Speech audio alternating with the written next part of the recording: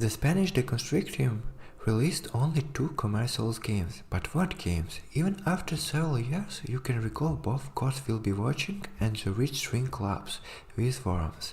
And in between these releases, the developers attempt game jams, events where you have to create a game on a given theme in a couple of days. Essays on F-Party is a collection of such short entertainments, and not only. The Deconstructeam games are famous not only for interesting stories with captivating dialogues, but also for the incredible atmosphere. Everything is thought out in very detail, which music is played and when it starts, how long the characters pause before this next remark, how the gameplay mechanics are interviewed with the narration. All this, of course, after development paid attention, but the Spanish team is so deeply immersed as they was as many are able to do. The games in Essay and Empathy can be described the same way. Some was made in 2 days, some was ready in 3, but during that time the authors managed to do a lot, stay true to their style. The most striking impression was behind every great one, a depression story about a housewife whose husband is highly passionate artist.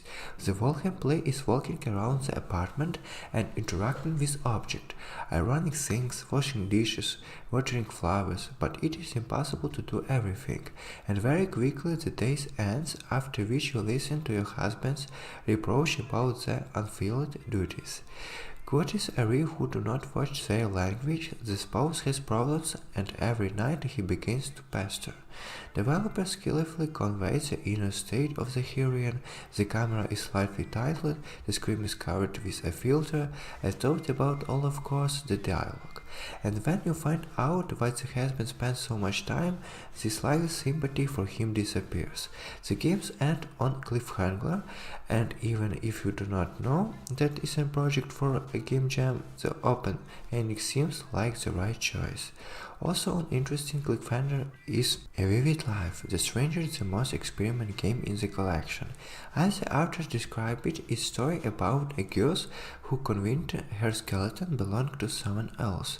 She steals an X-ray machine, takes her first aid kit with her, and goes off into the wilderness. We scan her inside and find strange objects in her body, then surgically or otherwise remove them and examine them. The beauty of this game is that it's up to you to define the nature of the object. You are just given a few options. If you want to relate them to family queries and flights to be, and if you want to play the role of mad woman, then let the Russian Secret Service be blamed for everything. After examining every strange detail in her body, the girl puts together a puzzle in her head and speaks the conclusion on the recorder. A short but really unusual entertainment that would hardly work into our game format. The other games are interesting too. Of course, not all are equal quality. Some you are unlikely to remember the next day. For instance, the bookshelf Limbo is a game about a strange creature who goes to bookstore and chooses a comic book from his father's birthday. This one has a nice little story. A friend of the team came to visit the developers on his birthday and decided that the best present would be to make game together. It turned out nice but nothing to remember. The same could be said about Third Substance of Kin, a dark and very atmospheric adventure where, as a summon boiler, we fulfill the wishes of the villagers. The authors admit that it was very their shy steps towards sandbox games, and the lack of experience is hard not to notice. A lot of pointless walking and not enough time to reveal the story. Then, and the art of transhumanism and Supercontinent Ltd were also included. Both projects inspired for developers to create the Red String Clubs and in a slightly modified form were transferred here. The first is about the android Akara and the creation of personality-changing implants, and the second is about Brandy's making phone calls.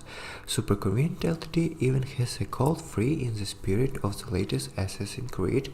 You have to persuade the room and talk to people about different topics, gathering data. The main entertainment in essays on empathy is Des Tres El Cuatro, the longest game in the selections. Over the course of the hour and a half, we watch the story of two stand-up comedians who talk about life topics in between.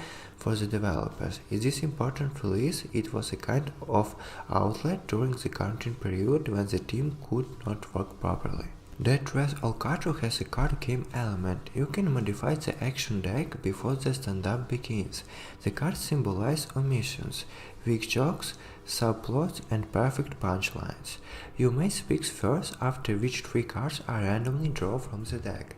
Maybe you will get unlucky and get 3 pieces. Inspiration points are given for successful jokes, and they are also given at the end of normal conversation with a comrade. Spend them either to buy new cards or to improve or destroy exciting cards. It's a brilliant idea and the jokes are often successful. That makes a save on empathy disappointment in the feeling that it was assembled on the spot. The way the games are designed is pretty, where game description, image galleries, and even video clips about each project, which is very interesting to watch. But the games themselves run in separate windows and only in windowed mode. You can expand them only by Alt plus Enter and exit only with Alt plus F4. Saving too? No, in half of the game and they are not needed, but in the rest won't be useful. This all this project were on the game jams, so they left them. On top of that, they can back out, for example, in behind every grid one in the middle of the passage of the heroine flew for the selling, so that walking around the apartment and opening door was impossible. You had to go through everything all over again, but it allowed to pay attention to another cheap game that you do not have time to do on the first day. The husband will talk at table. The second time especially did other thing, and his lines changed. As one thing, but cool that such an insignificant details was given attention in a demo for the game jam. Of course, that's not what we expected from Deconstructeam. I wanted to see a new full-fledged 4-hour story game that would be included in the year-end list in December. But the circumstances are such that the studio can't offer anything better than this completion yet. Despite the technical imperfectionism of essays on empathy, you won't regret the time spent on it. It's an opportunity to see what interesting ideas on the minds of the talented developers, and they are definitely worth seeing. Thank you for watching. Please don't forget to subscribe.